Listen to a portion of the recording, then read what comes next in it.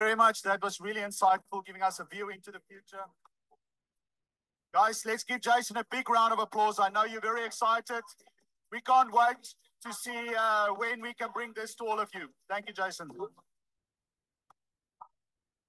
All right, so to keep the excitement going and thinking about everything to elevate your business and technology, and really we're just going to take everything to new heights, I would like to now kick this off to our guest speaker. Really thrilled to introduce Colleen Nichols to everybody. She is a best-selling author of Don't Make It Weird and founder of a digital sales growth community. Her passion is really in teaching others how to be authentic, and as she says, not to be a bot. We want you all to be authentic. So it's all about that human connection through screen. So grab your notebooks and your focus, and this training is really all about you and what you can do as soon as we leave this room. So please give a huge Jubilee welcome to Colleen Nichols.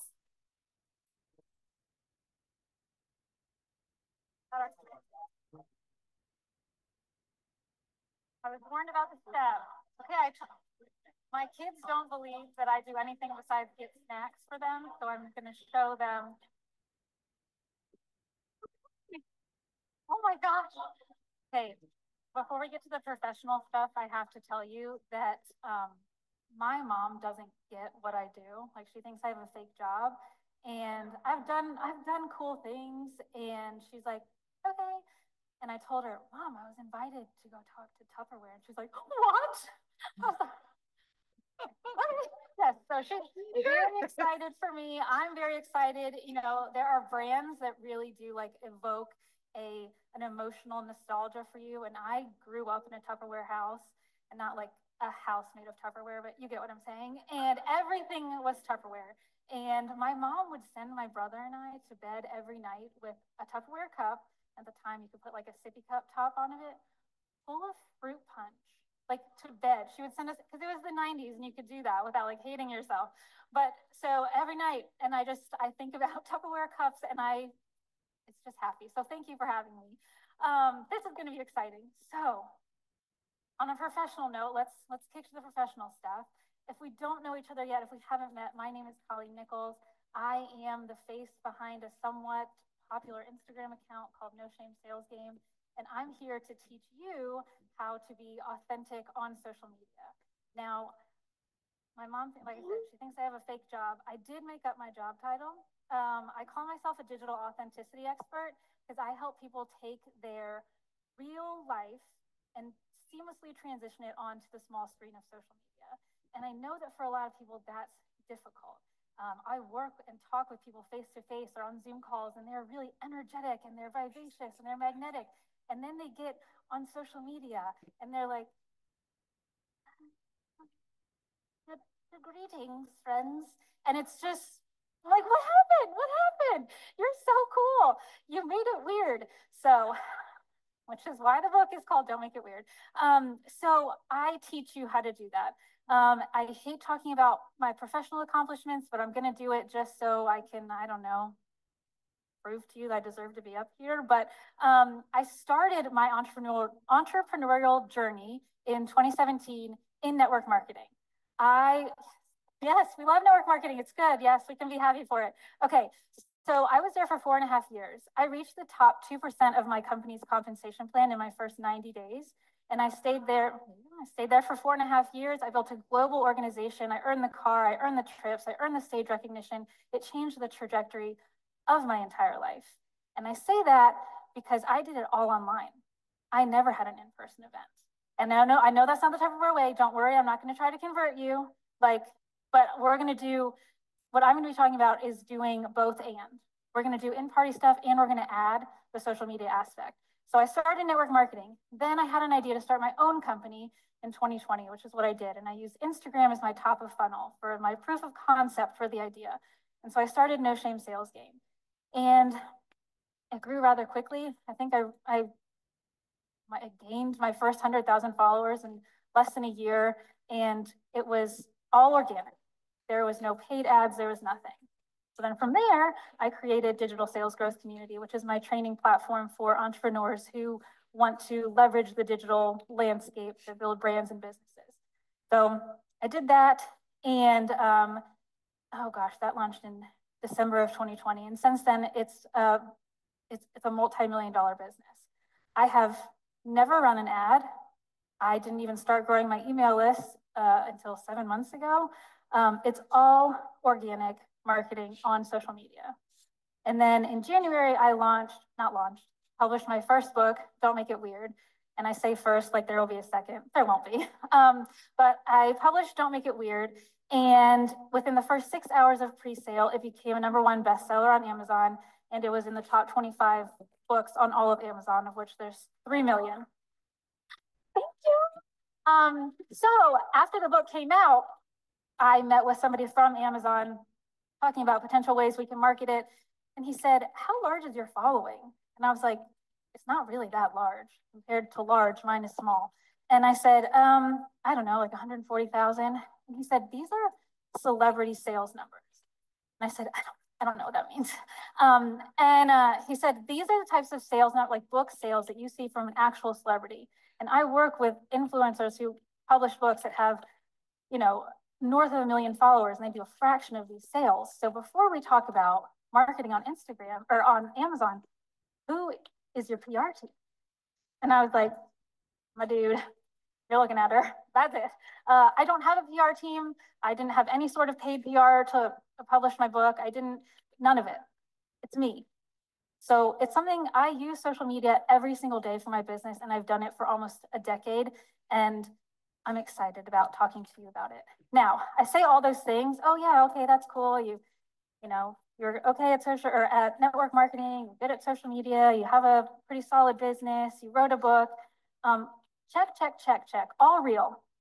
You know what my biggest fear in life is? Public speaking. Yeah, I hate it. Hate it. Every single alarm bell that can go off in my body is going off right now, and I don't like it. But the thing about being successful and continuing to grow is that you have to do things that don't make you comfortable. And I'm telling you this because I'm going to talk about social media. And some of you here are probably so comfortable and confident on social. And if that's the case, I hope everything that I say during our time together is just validation. You're like, awesome, I'm doing it. But I also know that some of you aren't super comfortable and confident on social media yet. And you might be like, I don't want to do what she says. I just want to stay in my VIP group and just talk to my people, and that's it. And you can do that. That's fine. But your results won't change. And that sucks about like growth and success, is that you have to like keep doing the stuff that you don't want to do, which I really am not a fan of. But anyway, when I was offered and invited to come here, Janine said, you know, we'd love to have you. You could do it virtual or in person. In person is preferred, but you know, let us know. And I was like, oh, I could just do virtual. I could just stay in my home office and wear sweatpants and nobody would know the difference. But I chose to be here because if I'm going to mentor and guide you and suggest and invite you to do things that might make you uncomfortable, I have to go first. And so if you feel like, oh gosh, Colleen said that thing. Oh.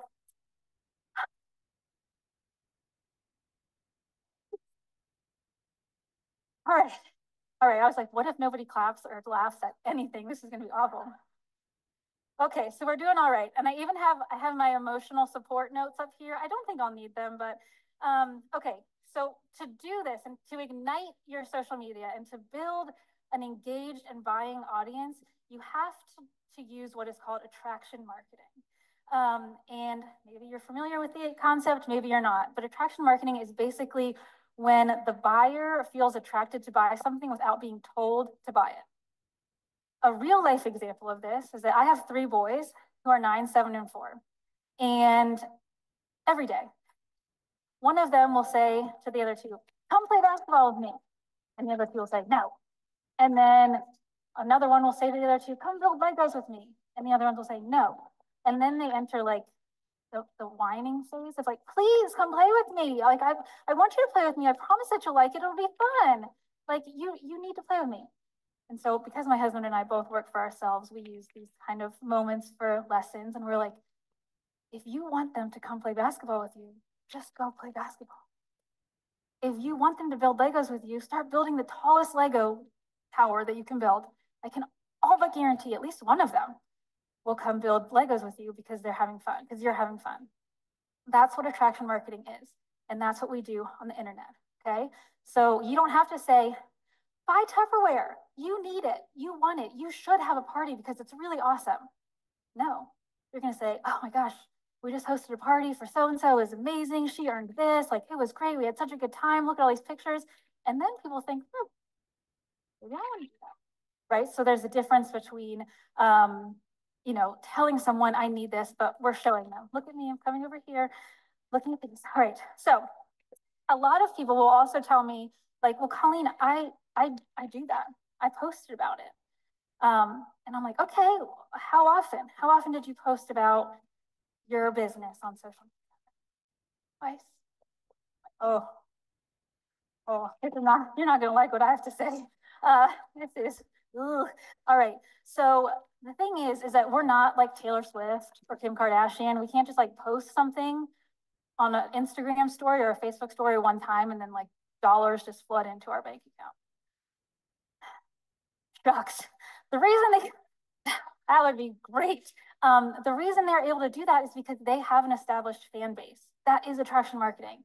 And that's what everyone here can do, no matter the size of your audience, okay?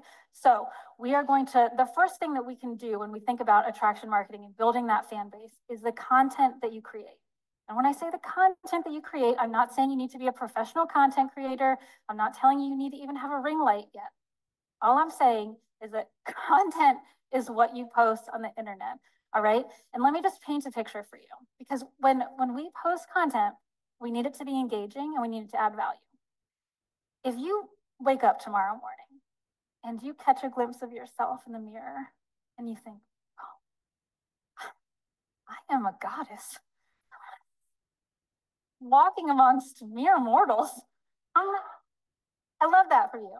If you then, the next thought process is, the only logical next step is to take a selfie.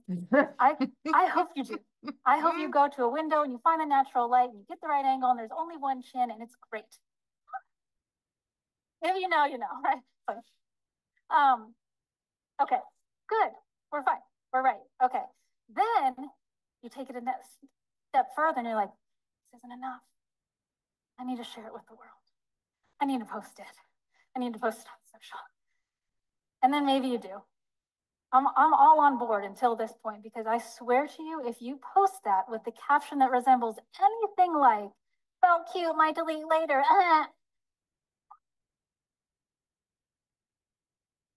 I will have to resist the urge to hunt you down and break your thumbs. I know violence is not the answer. I am a lover, not a fighter, but that just sends me, because it adds no value to anyone but your ego. Because what's going to happen? Your girlfriends are going to be in the comment section like, yes, beautiful, fire emoji, I love you. And you're like, I know, girls. I was never going to delete it. Okay. Then a hard stop. So what? Nobody, okay, you're pretty. Snaps to you, like whatever. What if we took that same photo and we said something like, hey guys, you know, finally at 36 years old, I have a sense of, you know, calm and peace in my life. And I can attribute it to three things that I've been doing pretty regularly. One, I've been prioritizing my sleep. Yep, I'm getting 7 to 8 hours of sleep at night, which means I can no longer doom scroll TikTok until 1 a.m. So I charge my phone in my kitchen rather than next to my noggin, okay? Then I've been starting and ending my day with gratitude journaling. Here's a journal I like. I'll tag them here. And I have been using this thing that, because whether you know it or not, the most chaotic part of my day is dinner prep. My kid, somebody knows, my kids are there always. And I'm tired, they're hungry, it's just chaotic. And then I have to just stand there and chop onions while I cry over that and my life choices. And I thought there has to be a better way. And I found this veggie chopper from Tupperware.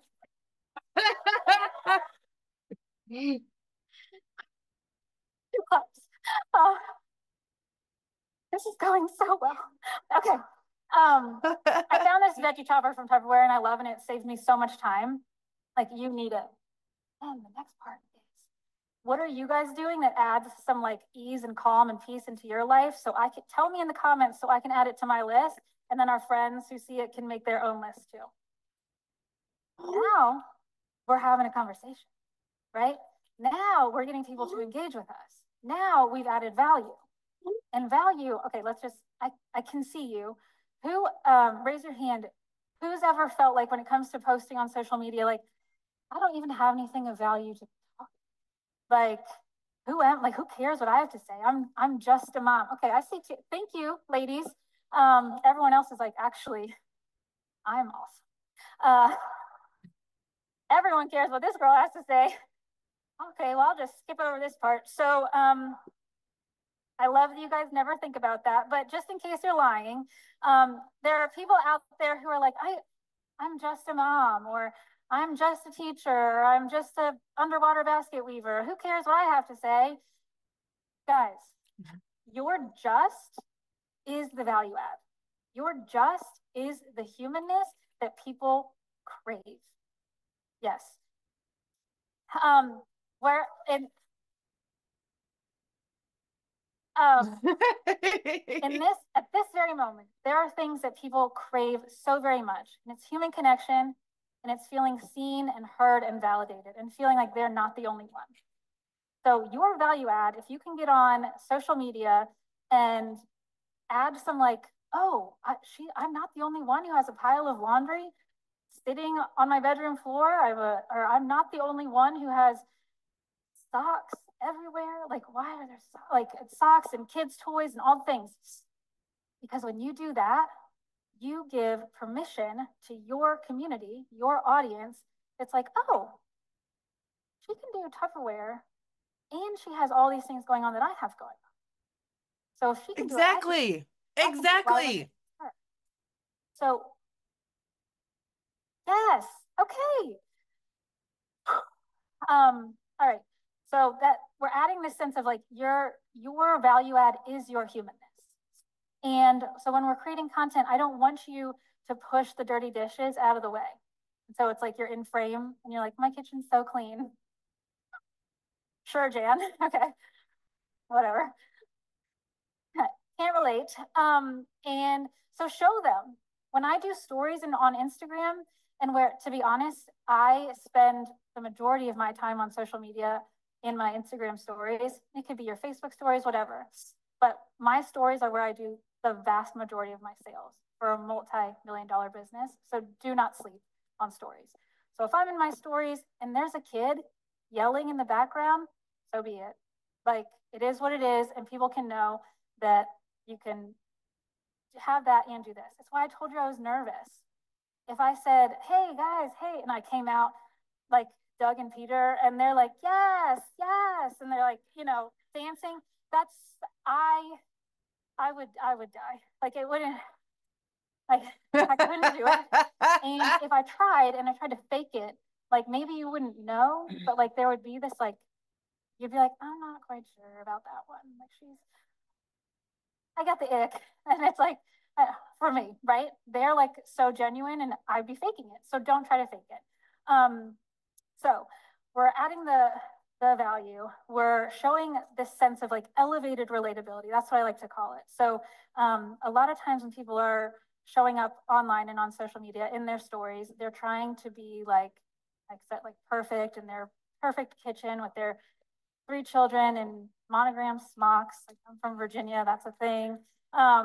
And they're just like, Mackenzie Grace and I just went outside to get some kale from our garden, and now we're gonna make a salad for dinner. And I'm like, okay, well, I'm giving my kids frozen chicken nuggets for the, I mean, I warm them up first. Like, I'm a good mom. But Like, yeah, we're having chicken nuggets again because that's what it is, right? So I want people to know you can succeed and you can do things, and also everyone's the same. Like I was getting on my way here, I was trying to, or when I was packing to come here, I was like getting ready and I was like, oh God, I'm so nervous. I can't, why did I say yes to this? And like all these things. And my kid's like, can I have a snack? And I'm like, they don't care. That's what people care about, right? They don't care about how great you are. So please, please, please show your humanness and don't try to hide it. Emotional support, emotional support. Okay. So that gives us the value add. So we're elevator relatability. And then when we're thinking about our content, we really want to be thinking about how am I engaging the audience that's there? We're not just talking at people. I want you to think about social media like an actual human conversation, interaction, you know, because that's what it is. Some people think it act different and they'll get on there and be like, I love Tupperware. Like, could you imagine going into a real room of people and just being like randomly like, Tupperware is great. People will be like, what the hell? Like, who's that girl? But if you are at a party and you are talking about things and you're talking about, oh my God, yeah, dinner, and I had to make dinner again. They always want it. And like, I have you guys tried the veggie chopper from Tupperware? Like, you need it. Now you're in a conversation and you're not weird, okay? So please treat this like a real conversation. But the secret weapons of engagement are twofold. One, and anybody can do this. Like today, at some point, that's my challenge for you. There you have it. I want you to get out on your stories, on your channel of choice, and I want you to be a recommendation resource. Because a lot of times people feel like if I'm going to sell on social media, that's what I sell. Okay, yes, but if you're only talking about Tupperware, your stories and your content might look like, hey guys, just got up, did my devotional, Tupperware. I went on a walk and then I did this, Tupperware. And then I did this, Tupperware. And it's like, okay, we get it. Like and then people are like, it's a commercial. And what do people do with commercials? They skip past them. Yes, nobody wants it. So instead, I want you to be recommending things all the time that you don't actually sell, right? So, hey, I got this top from Amazon. Hey, I got this lip gloss from CVS. Hey, I went to get a massage at this place that's locally. You need it. Every day you're recommending stuff. And then people are going to try the things that you recommend. And then you're established in their mind as somebody who like makes good recommendations, so that when you say you need this Cervelier, they're like, yes, I do. Add to cart, I'm buying, right? Because if they buy the lip gloss and they buy the shirt and they go get the massage, they've also psychologically already opened their wallet to you. They might not have become your customer yet, but they've spent money because you told them to. So I want you recommending things all the time. And if you, okay, is that my mom? Are you my mother? Just kidding. She would be like, sit down. So my therapist, Christina, and I talk about it a lot. So I know. So we're recommending things. And if you just need to go to your Amazon like recent orders and like just look at the past couple things that you've ordered, I don't care if it's a lint roller. I want you telling people this is the best lint roller that like here's the link. Or hey, I got these shoes. Make sure you go up a size and a half or half a size or whatever. We're constantly making recommendations so that when people see Tupperware, it's like the lines are blurred and it doesn't feel like selling. Okay. So that's part of it for this engagement. And then the next part is you need to ask for recommendations. All right. So I always tell people, if you're going to like Google it, you should just ask, unless it's like, what's this rash? Don't just be your doctor. But anything else, I want you to be like, hey guys, like, what are we doing for this? Where have we bought this? You know, as an elder millennial myself, as we head into different seasons, I don't know what the heck we're wearing these days. Like, and I'll say, okay, it's summertime. What are we wearing for shorts? Because the young girls are wearing boxers and my grandma is still shopping at a place that makes it look like she's wearing a diaper. Like, I don't know what's happening. I just want to wear shorts. Help me. And so then everyone's like, because what do people love to do? They love to give their recommendations. And they'll say, oh, I love this place. I love these shorts. Say, guys, I need a pair of brown heels. Where am I getting them? Hey, guys, I'm looking for a new murder documentary to watch because that's what I do. Right? Why does that calm me down at night? That's a whole other conversation. But these are what I call recommendation Ritas because they will flood into your inbox every single time and they'll say, you need this, get it here, and they're giving you recommendations. So now you've created a mutually selling relationship. You give them recommendations, they give you recommendations. This is what friends do, right? And then if you want to take it a step further, you could say, Rita, the shorts, loved them. The shoes, loved them. The murder documentary, great. Where you know what I do with Tupperware, right? Like, you know, I recommend a product that I like and people buy it and then I get paid. Like, why have we not talked about you doing that? And then she'll say, oh God, I don't want to be one of those people. I don't want to be weird. And then you say, Rita, do you think I'm weird? No, not you, Colleen, just everybody else.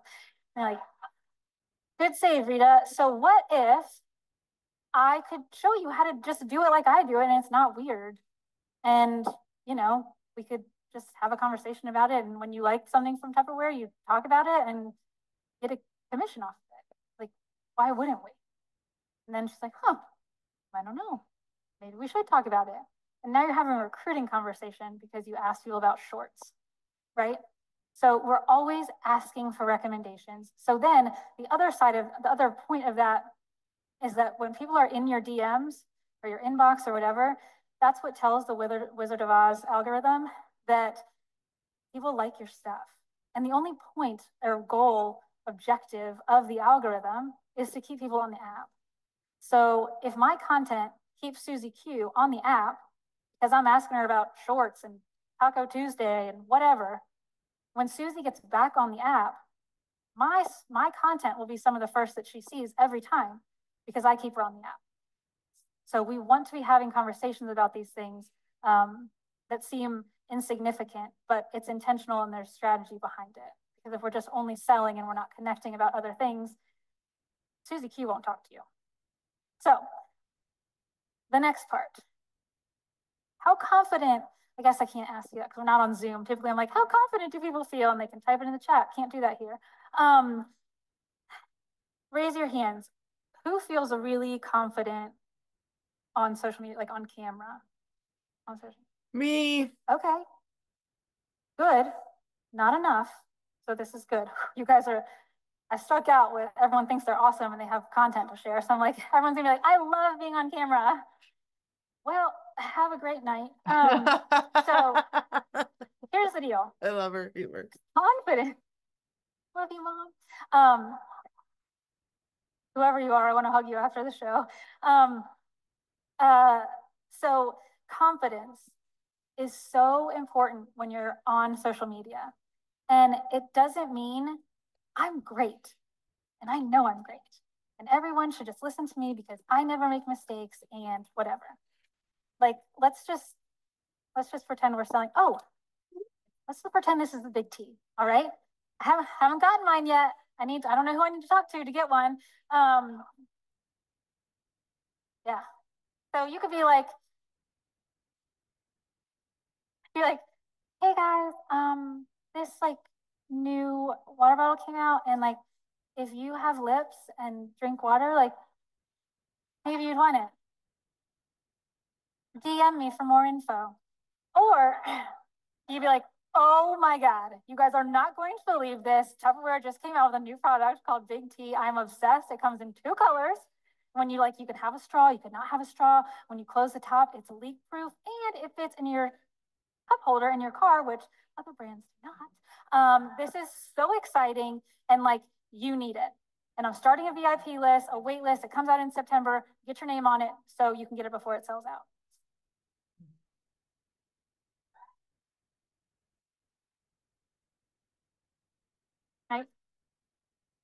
which one are you going to buy from? The one who asks you if you have lips and to DM me for more info? Or the one who's like, you need this now, okay? That doesn't mean you have to know everything about Tupperware. Doesn't mean you have to know everything about every product. It means I'm excited about this, and you should be too. Because what you have to realize, especially about social media, is that people will buy a feeling first and a product second. People buy a feeling first and a product second. Yep. So you have to get on there and be excited. You have to get on there and be confident. And what's great about confidence is that it's not something you're born with or something like you either have or you don't. It's a skill, it's learned, and anyone can achieve it. Some of us, you know, are maybe more naturally confident or whatever, but when I started in network marketing, I had written blog posts and things online, but I'd never been on camera. And the first time I went live, I had to like hype myself up like for 20 minutes before like pressing live. And I wore a long sleeve black shirt because I had pit stains. Like I was just sweating. And I was in my kitchen. Like, so imagine how I feel now. So anyway, I get on there and I'm like, oh, geez, it was gonna be awful. This is so scary. I've never been on camera. This is live. Oh my God. And at the time on Facebook, I don't know how I hang out on Instagram, but like when you got on, it would say the names of the people who were like watching you. The first name that popped up on my first live was my ex-boyfriend, who I broke up with to date my now husband. And I was like, hey girl, it's so great to see you. Like, oh, no, it was not good. It was not good at all. And then I was like, I really love this stuff. Bye. Like, the thing is that it's not going to be great the first couple times. It's really not. And you don't have to hit home runs every time. You just have to, you do have to show up to practice every day if you're going to like hit the home runs, right? So every video that you make is not going to be awesome.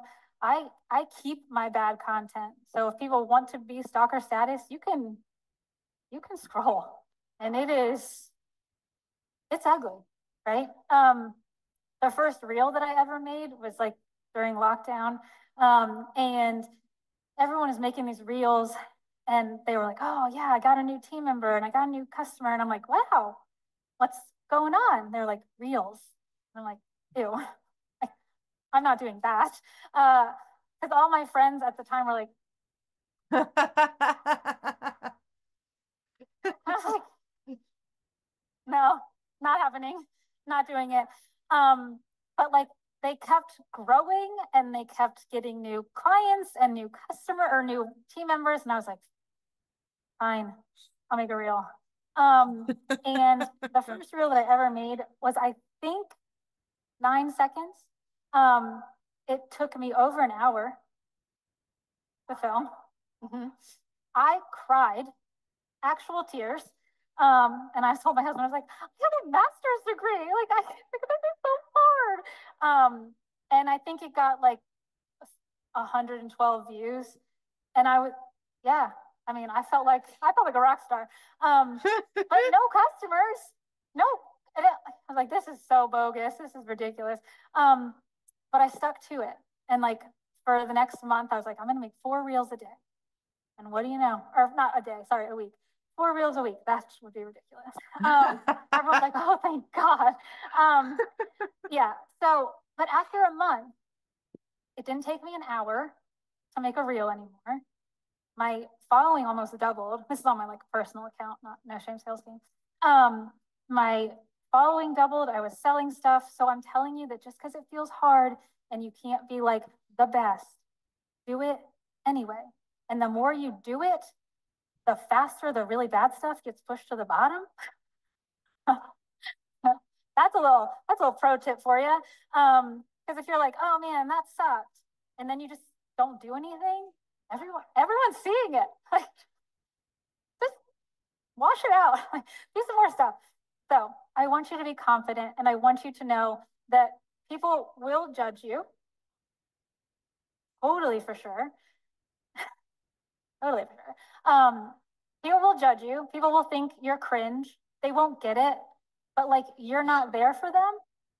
Like, you are there for your people. I would have never, ever found my way network marketing that changed everything about my life if somebody hadn't gotten on her Facebook to talk about why she enjoyed it so much. So don't be so consumed with the people who might not like it or who might say bad things. And I need you to focus on the person in your community, in your audience, who is thinking, I need something. I'm looking for something. And what a shame for them to miss out on it because you're too scared. I don't like that. Thank you. Thank you. Right? So again, the confidence piece, it's not, I'm the best, I know everything. It's just, this is me. I like myself enough. And if you don't like me, that's okay. I mean, I would love for everyone to like me, but I don't like everyone. So how can I expect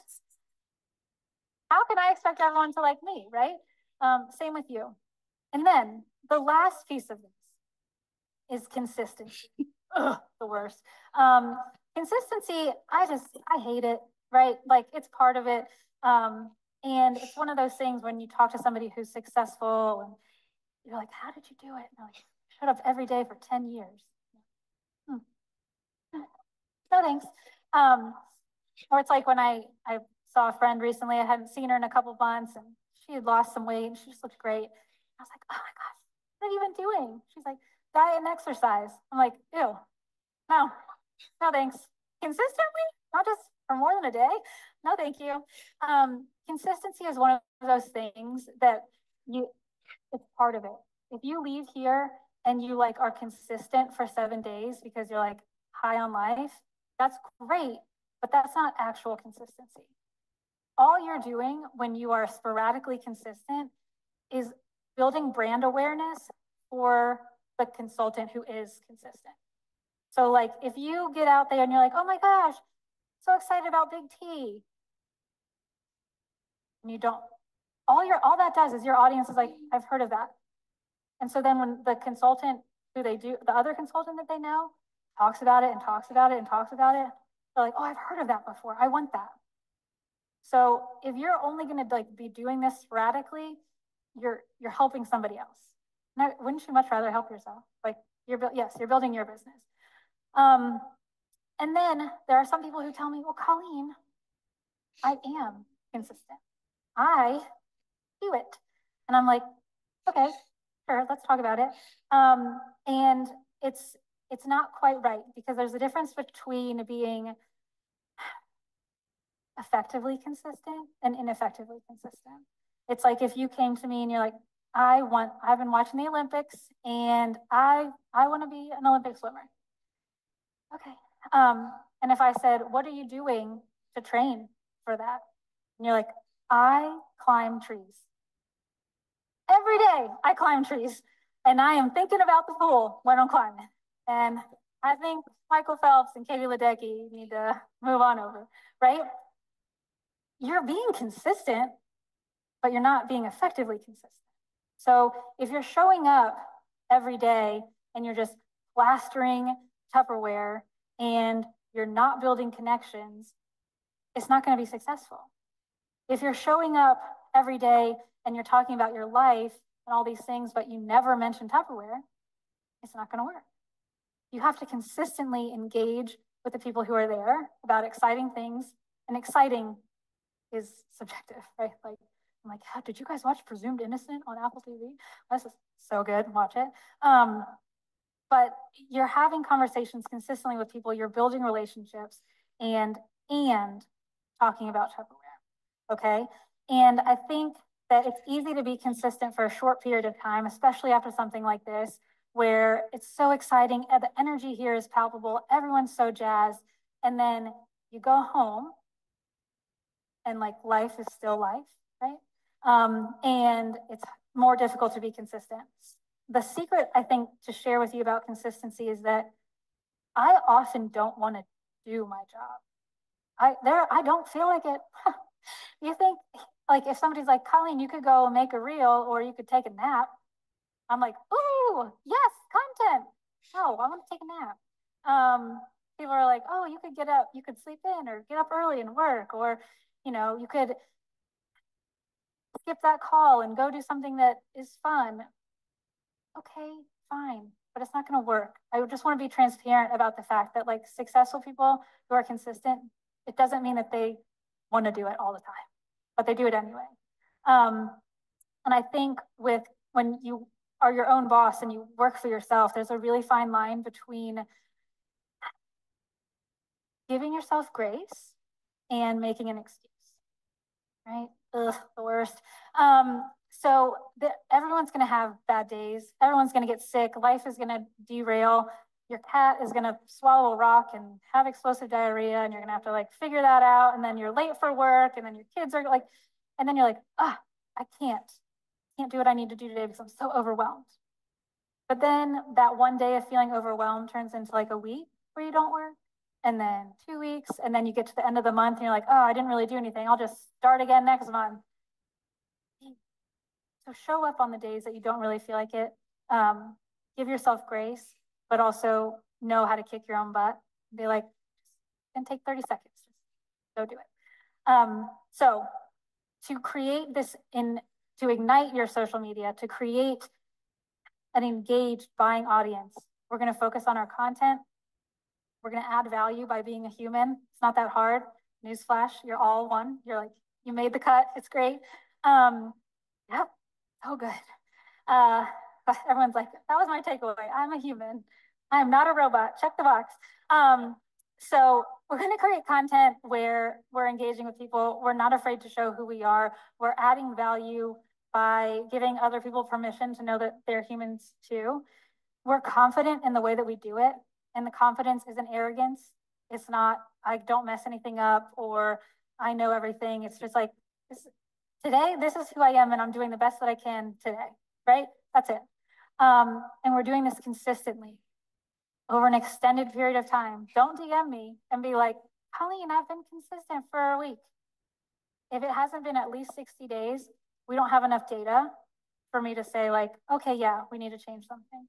So we're going to do this over an extended period of time. Now, for the last part of this, I'm getting this because we've reached the end.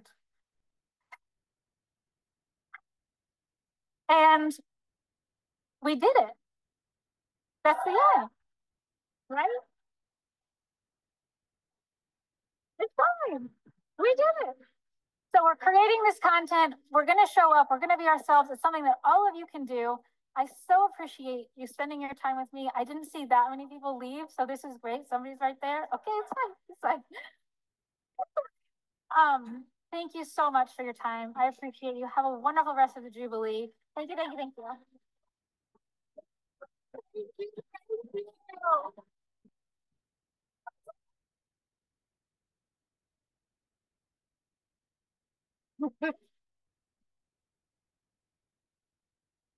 Wasn't she wonderful? All right, so we have a challenge for you. So not now, but after training this afternoon, we want you to not go out and say, Tupperware is great, right? Yes. That was your first number Yes. one note. Yes. Okay. Don't. Genuine content. Out in the expo, there's so many great opportunities between everything around the smiling faces next to you. We are challenging everyone here and everyone virtual to do it today. Yes, get out there. And Colleen brought some goodies. So here's the rules, because of course we have to have rules. We want you to make this video. It should be a minute or less. And public post. And be sure to use the hashtag Jubilee 2024 or hashtag Don't Make It Weird. Don't make it. Because we want to be able to find it. And we are going to pick some lucky posts for her autograph book that we will be giving away tomorrow. So we want to see those public posts so we know you are out there and you're starting your consistency today. Yeah. All right? Let's give another huge thank you and round of applause for Colleen Nichols, everybody.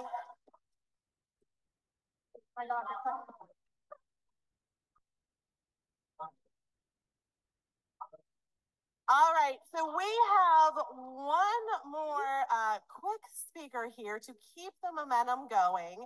And it's really somebody who ignites their passion through purpose. They dream big and they make it happen. So let's give another round of applause to, from the To Be More region and Nordic Sales, business leader Amanda Lund. This is